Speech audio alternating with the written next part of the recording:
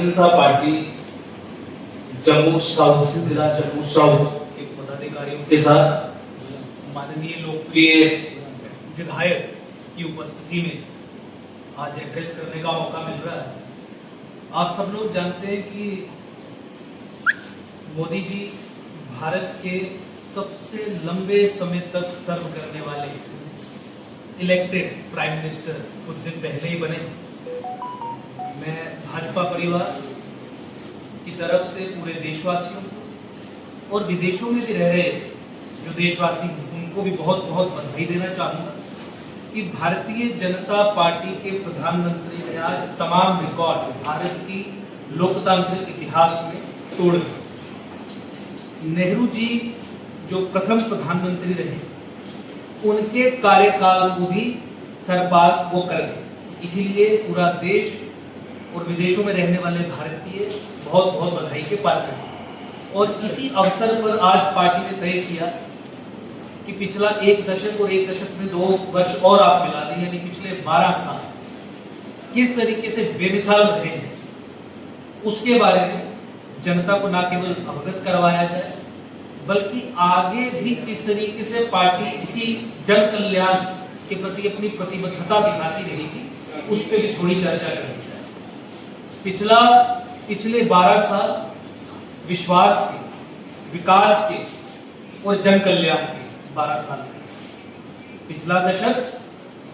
भारत का डंका, भारत की गूंज पूरे विश्व में बहुत मजबूती से स्थापित करने वाले साल रहे। मैं प्रेस मीडिया के बंधुओं के माध्यम से, आपके प्लेटफॉर्म के माध्यम से जनता को ये याद करवाना चाहूंगा। याद कीजिए 2014 का पहले का वो कार्यकाल, कांग्रेस पार्टी का कार्यकाल जिसे जाना जाता था बड़े बड़े स्कैम्स के। 2G का 2 लाख करोड़ का घोटाला हो गया, कोयले का 12 लाख करोड़ का घोटाला हो गया, CAG कभी कॉमनवेल्थ गेम्स तक में घोटालों की बात करता था। यहाँ पे डिफेंस सेक्टर में घोटाले आए दिन आपके सामने आते रहते थे। 2014 से जब से मोदी जी ने भारत के प्रधानमंत्री के रूप में नेतृत्व संभाला है, स्कैम्स की बात मानो इतिहास के पन्नों में पीछे कहीं छूट गई है। भारत के इतिहास में एक बहुत बड़ी उपलब्धि है कि भारतीय जनता पार्टी की सरकार आने के बाद भारत स्कैम मुक्त हुआ है। लोगों का जो पैसा जो सरकार होल्ड करती है in trust on behalf of the people, उसकी सेफ्टी और सिक्योरिटी प्रधानमंत्री मोदी जी ने, भारत सरकार ने पिछले 12 वर्षों में सुनिश्चित की है। इसके साथ ही साथ आप ये भी जानते हैं कि किस तरीके से कठपुतली प्रधानमंत्री भारत का नेतृत्व करते थे। जो प्रधानमंत्री किसी की कठपुतली, मुझे बताइए भारत जैसे मजबूत गणतंत्र का नेतृत्व वो किस तरीके से करते हैं। और चूंकि वो कठपुतली प्रधानमंत्री थे इसीलिए जाना जाता था वो कार्यकाल का पॉलिसी पैरालिसिस के नाम से जाती थी। मुख्य फैसले जो भारत के निर्माण के संबंध में, भारत के सशक्तिकरण के संबंध में सरकार को लेने होते थे वो ठंडे बस्ते में डल जाते थे। और इसीलिए नेगेटिव ग्रोथ,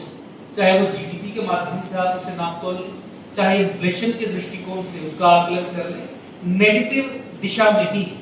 आपको सारे इंडिकेटर्स और पैरामीटर्स होते हुए नजर आते हैं। करप्शन का हॉल स्कैम्स के बाद अंकुर जी बड़ा अच्छे तरीके से इन्होंने आपको बात रखी है 12 वर्ष की मोदी जी के कार्यकाल की। और आज की इस प्रेस कॉन्फ्रेंस में हमारे जम्मू साउथ जिला की जो प्रेस कॉन्फ्रेंस में हमारे प्रदेश के प्रवक्ता और जम्मू के प्रखर प्रवक्ता भाई अंकुर शर्मा जी, हमारे जिला के दोनों महामंत्री कुलवीर चाणक्य जी, के सिंगराज जी, जिला के उपाध्यक्ष नरेंद्र गुप्ता जी, हमारे जम्मू कंटोनमेंट के वाइस चेयरमैन भारत भूषण जी और पत्रकार बंधु, अभी विस्तार से भाई अंकुर शर्मा जी ने हर पहलू को अंतर्राष्ट्रीय स्तर पर, जैसे 12 वर्षों में आदरणीय प्रधानमंत्री जी के नेतृत्व में भारत ने ऊंचाइयों को छुआ है, उन सब पहलुओं को बहुत बारीकियों से रखा है और बहुत ही सराहनीय तरीके से एक एक पहलू को समझाते हुए विस्तार आपके सामने किया है। और मैं ऐसा मानता हूँ कि ये 12 वर्ष का जो कालखंड है, ये 12 वर्ष की तो हम बात कर रहे हैं, ये अभी लंबा चलने वाला कालखंड रहेगा, क्योंकि 26 मई 2014 को जब भारत माँ के एक सपूत ने भारत के प्रधानमंत्री के नाते जो शपथ ली थी, तो उस वक्त जो उनका विजन था, जो माइंडसेट था, पड़ोस के मुल्कों के प्रमुखों को भी उस शपथ ग्रहण समारोह में बुलाना और एक संदेश उनको देना कि अब तक जो भारत के साथ बाहरी ताकतें करती रही और भीतरघात हमें होता रहा, अब उस पर पुनर्विराम लगेगा। और हमने 12 वर्षों में ये महसूस भी किया है कि आदरणीय प्रधानमंत्री जी का कुशल नेतृत्व, विकास, विश्वास और जन कल्याण के साथ साथ सेवा सुशासन का भी रहा है। एक ऐसा सुशासन